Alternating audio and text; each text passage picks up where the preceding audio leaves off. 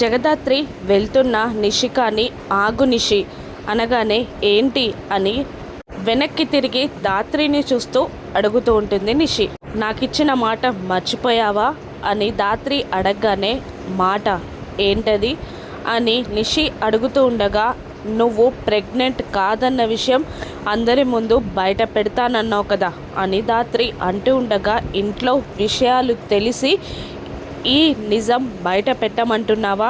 నేను ఆ నిజం బయట పెట్టలేను అని నిషిక అనడంతో దాత్రి కూడా కోపంగా సరే నువ్వు ఆ నిజాన్ని బయట పెట్టకపోతే నేనే బయట పెట్టాల్సి వస్తుంది అని దాత్రి అనగానే టెన్షన్ పడుతూ ఉంటుంది నిషిక.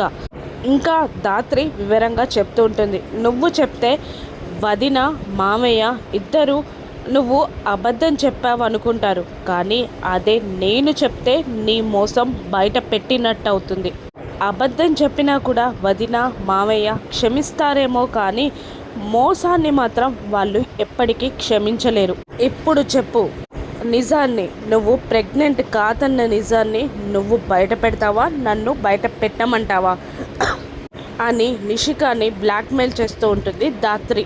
దాత్రికి భయపడి నేను ప్రెగ్నెంట్ కాదన్న విషయం నిషికానే బయట పెడుతుందా, లేదంటే నిషి ప్రెగ్నెంట్ కాదన్న విషయం దాత్రి బయట పెడుతుందా? రానున్న ఎపిసోడ్స్లో చూద్దాం. Thank you for watching.